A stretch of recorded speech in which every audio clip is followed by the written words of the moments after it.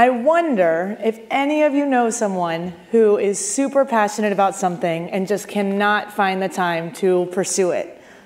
Or maybe you know someone who had that passion and has lost it over time as things took over. Maybe that person is you. Now, a little less deep, I'm wondering if maybe anyone's seen a juggler. Has anyone seen a juggler? Maybe you are a juggler. Do we have any jugglers in there? Okay. So we might see some juggling in the next few minutes while we're together. And so just so we're on the same page, I want to make sure right away that you know one of the most impressive tricks that jugglers can do. Because to the untrained eye, you might miss it. So I'm just going to make sure you know what to look for. It looks like this. Maybe you're familiar. It looks like this. Does anyone know what it's called? Drop. Yes, you know. You're familiar?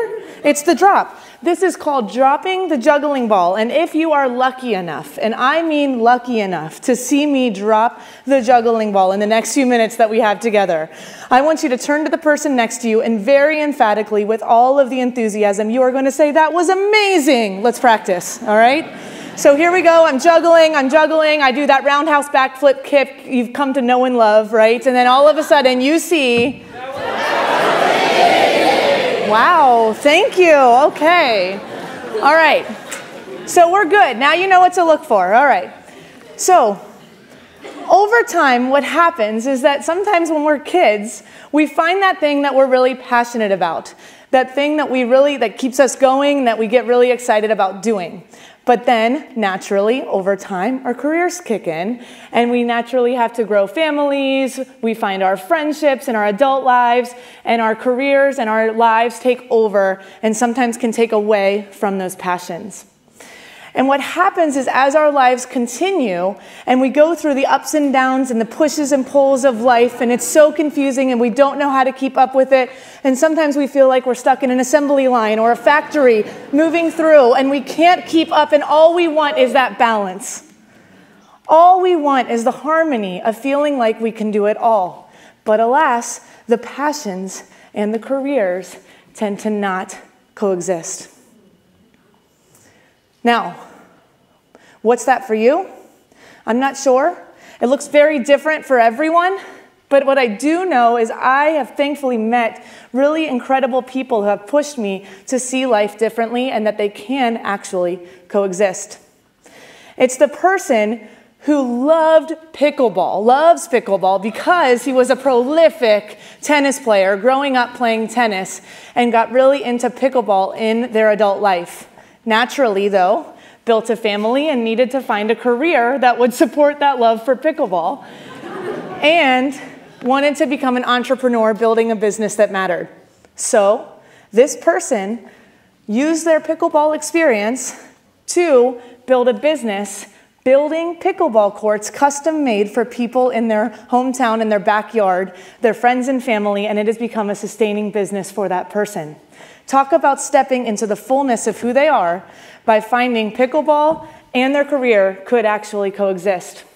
Now, maybe pickleball is not your thing, so it could also be the person who loves to travel and loves experiencing new cultures and languages and ways of life, and also found themselves quite literally being a firefighter, a paramedic, and an EMT as their career choice. So how does the firefighter, paramedic, and EMT reconcile their love for travel? Well, that person decided to connect with organizations all over the world, traveling to now over 130 countries as a firefighter, paramedic, and EMT, stepping into countries when many other people are leaving for whatever reason. Talk about passion and career creating a balance. And then there's me, the juggler from Cincinnati who found her way, again, quite literally juggling through college as my college job. And I found a passion for entertaining and being with people, and my spark came when I was able to understand that my passion of entertaining and being on stage and performing all over the Midwest did not have to leave when my career choice of education started. You see, thankfully, I had people, I had educators, I had administrators, I had my friends, my family, people who had lived life way longer than I had, who built into me. And when I thought that I would have to leave the passion of juggling and working for a circus behind to start my career as an educator, they instead said, you can have both. You can do both, because what I learned is that they hadn't. They had left that thing behind that kept them alive. And what I learned was that if you add your passions into your careers, there's a level of fun and levity that comes into that. And when you add your career choice into your passions, there's a level of depth and richness that can also come. So, thankfully, over time, I listened to those mentors in my life, and I became a juggler and a school teacher who also then moved through being a school administrator, juggling, again, quite literally, throughout 3 degrees, over 30 countries traveled, and now doing school administration and teaching at the university level full-time. That's my story. And it has been an amazing journey where I am so grateful that the people who built into me at an early age were able to tell me they don't have to be separate. You can do both. You can have both. And so I have now been on a journey to be able to tell others, you can do it as well. So what is that passion? And what is that career? Whether it's something that you've wanted to pursue, but you have not found the time, or something that you used to do and you have left behind, and now you're realizing maybe I can step into the fullness of who I am.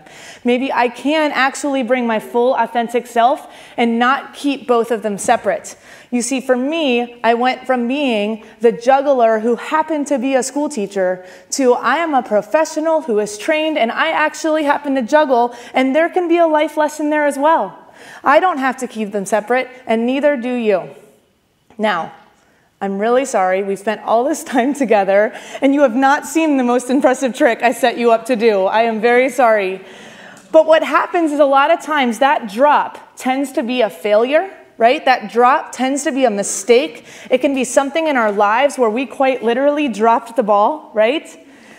And so that proverbial dropping of the ball can actually be the spark that takes us to something new.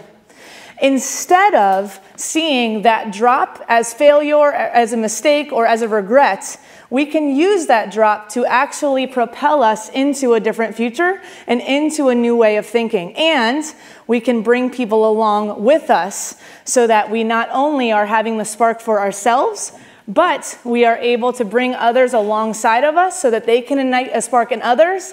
And that is what is truly amazing. Thank you.